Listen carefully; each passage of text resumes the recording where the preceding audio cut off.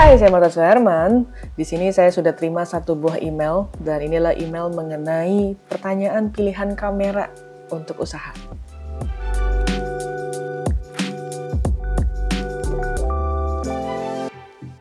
Makasih banyak buat teman-teman yang udah kirim email ke martasuherman@gmail.com. Hari ini saya sudah pilih satu buah email. Emailnya ini dari Pak Berto. Alamat emailnya adalah pakberto32@gmail.com. Halo Kak Marta, salam kenal, saya Berto dari NTT. Boleh minta rekomendasi peralatan kamera Nikon dan lensa untuk kebutuhan studio pas foto, Kak. Saya tertarik dengan dunia fotografer, khususnya untuk memotret pas foto. Semoga terjawab oleh Kak Marta, Tuhan memberkati. Terima kasih. Sebelum saya masuk ke pembahasan kali ini, saya ingin mengucapkan makasih banyak buat teman-teman yang sudah kirim email dan juga banyak banget pertanyaan-pertanyaan yang sangat menarik dari teman-teman di luar Jakarta, di luar daerah ya. Dan juga di sini buat teman-teman yang belum pernah ketemu dengan channel saya, jangan lupa di-subscribe sekarang karena setiap minggunya saya membahas tentang fotografi dan beragam informasi tentang industri kreatif. Dan juga buat teman-teman yang mungkin bertanya apakah bisa memanggil saya untuk kebutuhan kampus, perusahaan ataupun komunitas, teman-teman selalu kontak ke nomor di bawah ini, nanti akan dibantu oleh administrasi saya. Dan juga buat teman-teman yang menanyakan apakah saya ada jasa fotografi dan juga videografi, silahkan kontak ke nomor tersebut. Nah, di sini pertanyaan mengenai pilihan kamera Nikon dan juga lensa untuk kebutuhan studio pas foto. Jadi aku udah sempat berapa kali membahas tentang studio pas foto ya. Di sini memang lumayan banyak pertanyaan-pertanyaan email yang masuk, salah satunya juga di video ini. Pembahasan mengenai bagaimana sih caranya melakukan settingan lampu di pas foto gitu ya untuk mengambil gambar, lalu kemudian settingan kamera. Memang jujur aja ada beberapa kali photoshoot aku pribadi diambil pas foto di satu tempat yang memang kadang-kadang gregetan ya gitu, begitu ngeliat kayak settingannya agak-agak bikin ganggu gitu ya. Nah, itu yang kadang-kadang juga dikomplain Pak suami juga gitu, kayak udahlah. Tapi ya itu memang sebenarnya ada beberapa poin yang harus diperhatikan pada saat kita memotret ambil profilnya seseorang. Karena kan katakan kalau kita bikin KTP ya, bikin KTP di fotonya sih sekali, sebentar cuma 5 menit, tapi kan tuh dipakainya mungkin lebih dari 5 tahun gitu. Jadi itu menjadi satu hal yang sangat penting banget ketika kita ngelihat, oh foto kita, profil pas foto itu foto yang penting gitu dipakai dalam jangka waktu yang lama. Kalau kita bicara tentang kamera, sebenarnya kamera Nikon apapun masih sangat cocok gitu ya. Tapi kalau misalkan teman-teman di sini ingin melakukan investasi, memang aku sangat menyarankan untuk menggunakan kamera yang tipe terbaru. Kenapa kayak gitu? Karena biasanya teknologi itu berubah hampir tiap tahunnya pun ada perubahan.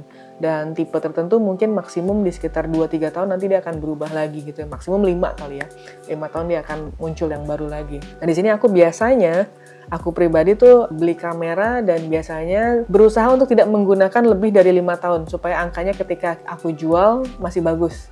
Tapi kecuali ada beberapa item yang memang collectible item, biasanya aku keep untuk koleksi pribadi. Tapi untuk pekerjaan biasanya sebelum 5 tahun aku biasanya lepas gitu. Jadi makanya teknologi itu menjadi satu hal yang penting juga karena itu akan membantu pada saat kita melakukan pekerjaan supaya kerjaan kita itu juga hasilnya lebih maksimal.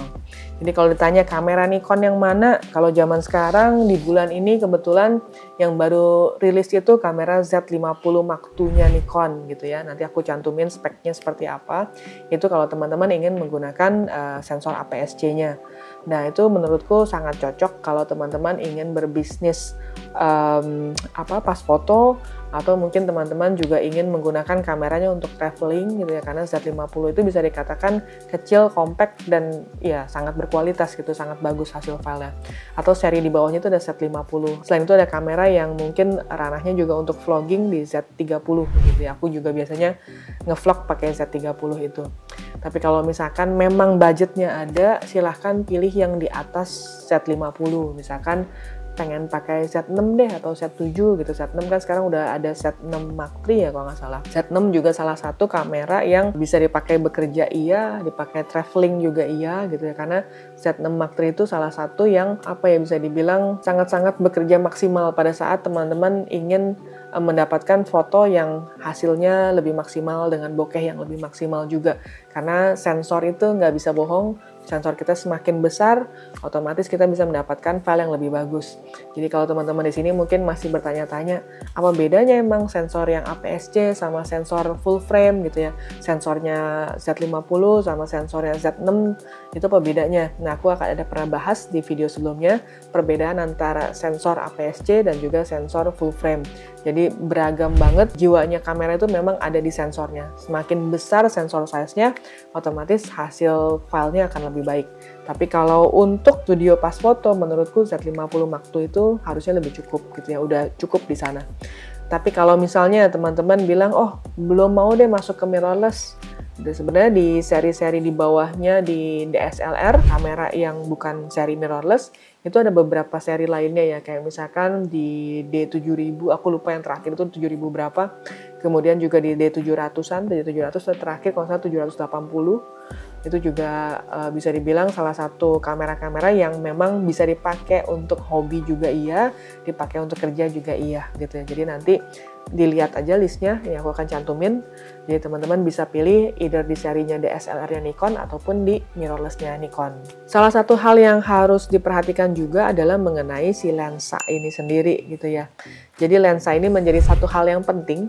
Jadi aku pernah banget foto, aku lupa untuk di mana ya, tapi dia itu kayaknya menggunakan focal length yang sangat lebar. Jadi kayaknya dia pakai di sekitar 18 atau berapa lah yang pakai lensa kit mungkin ya. Nah itu mungkin di sekitar, biasanya lensa kit di sekitar 18-55 mili lah. Nah itu dia motretnya itu sangat deket banget di muka, mungkin kayak cuma sejengkal di muka gitu. Dan itu sangat tidak nyaman untuk seorang yang difoto dengan jarak sedekat itu tuh sebenarnya kita sangat tidak nyaman. Kenyamanan orang yang difoto juga kan menjadi satu hal yang penting ketika kamu menjadi seorang fotografer gitu.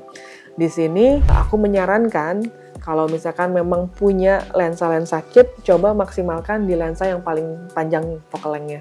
Jadi misalkan kalau kamu punya 18-55, coba pakai di 55-nya. Atau kalau kamu pakai sensor APS-C, di sini kan ada perkalian, ada pembesaran 1,5 kali, mungkin di antara range 35 sampai ke 50 gitu ya. Jadi otomatis jarak antara kamu ke orang yang difoto itu pun masih jarak-jarak nyaman. Nah, ini juga ada pengaruhnya dengan distorsi.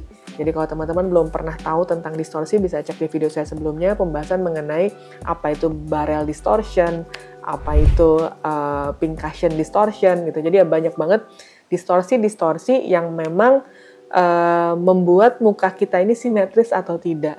Jadi kalau teman-teman mungkin pernah ngeliat, oh mukanya kok jadi aneh ya gitu, kayak agak gepeng dikit tatapannya, itu biasanya karena efek dari distorsi yang tidak pas jatuh ke muka seseorang gitu ya. Ini aku juga cantumin beberapa video referensi yang kamu mungkin nggak kebayang distorsi akan jatuh ke muka orang tuh seperti apa gitu ya. Mukanya akan tetap jadi biasa, kayak ada mata, ada hidung, semua ada, tapi distorsi di bagian rahang dan lain-lain itu biasanya kelihatan banget. Jadi itu harus hati-hati. Saran aku sebenarnya untuk foto potret paling minimal itu di 50 mili kalau misalkan teman-teman menggunakan kamera full frame. Tapi kalau misalkan teman-teman menggunakan APS-C sensornya mungkin di sekitar 35 sehingga bisa dapat di 50 milinya karena ada pembesaran 1,5 kali itu ya. Nah kemudian kalau memang budgetnya ada lebih besar, teman-teman bisa beli nggak lensa kit tapi menggunakan lensa 50 mili misalnya. Jadi di sini 50 mili biasanya lensa yang paling umum banget dan jadi lensa kedua, bisa dikatakan lensa kedua yang dibeli sama fotografer. Jadi biasa fotografer tuh kalau baru belajar, lensa pertama itu biasanya adalah lensa kit, yang kedua adalah lensa fix. Lensa fixnya itu biasa di antara 50 mili atau di 35 mili. Pilihannya di antara dua itu kalau teman-teman mau invest lensa kedua atau lensa ketiganya. Nah, kira-kira seperti itu untuk kamera dan juga lensanya. Nextnya yang harus kamu perhatikan adalah mengenai lightingnya, lampunya. Di sini karena pada saat kamu melakukan pencahayaan, otomatis kamu juga harus memperhatikan gitu ya, cahayaan tuh kayak gimana sih. Zaman sekarang memang nggak harus pakai lensa yang bursting, itu juga nggak diwajibkan ya, karena bisa dibilang lensa-lensa continuous zaman sekarang itu di pasaran banyak banget dan harganya juga murah-murah. Jadi kalau kamu photoshoot untuk satu buah foto pas foto gitu ya, kalau cahayanya cukup pasti otomatis nggak perlu pakai flash lagi kayak zaman dulu gitu.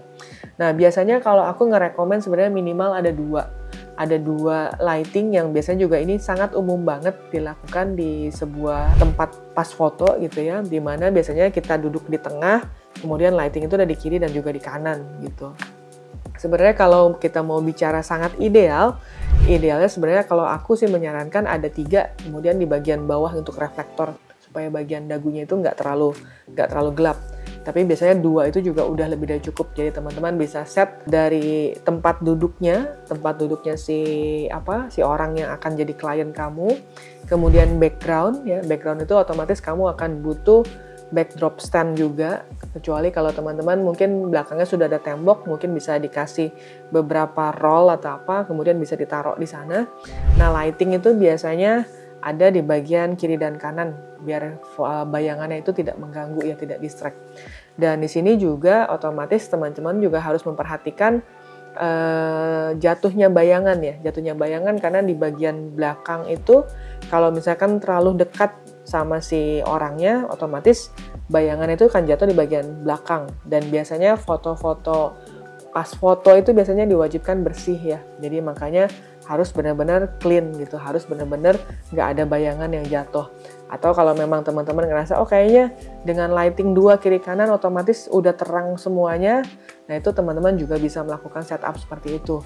Dan salah satu hal yang paling penting juga adalah tripodnya itu sendiri. Jadi kamera kamu wajib menggunakan tripod supaya angle-nya sudah stay di sana.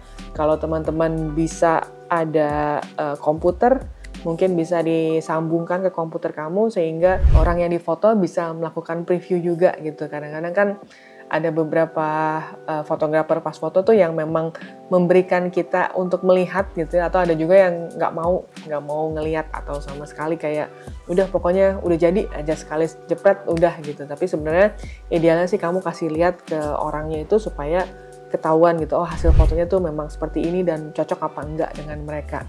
Dan salah satu poin juga yang mungkin bisa dikatakan penting juga pada saat kamu melakukan pemotretan ini, itu sebenarnya sesimpel kamu memiliki kaca sih ya, karena biasanya orang pada saat mau photoshoot pas foto itu kan pasti akan bebenah dulu. Jadi ada bagusnya di dalam area itu ada satu kaca yang untuk membuat orang yang foto itu bisa menyiapkan dirinya lebih baik gitu ya. Dan biasanya ada beberapa tempat juga yang menyediakan kayak tisu atau sisir atau apa yang pastinya harus dijaga kebersihannya juga gitu ya, supaya kalau memang dia membutuhkan sisir atau apa sudah ada di sana. Tapi yang pasti biasanya sisir identik harus bersih gitu ya. Dan juga tisu biasanya untuk ngelap aja sih, untuk supaya nggak berminyak. Jadi selain kamera itu ada beberapa poin yang harus diperhatikan. Jadi kamera tadi udah saya list, kemudian beberapa alat-alat supportingnya.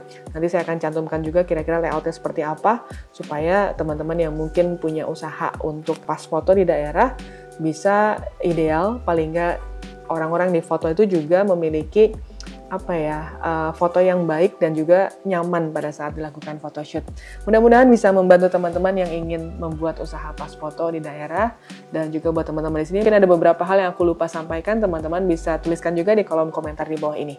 So, thank you for watching. Jangan lupa like, comment, subscribe, dan juga share.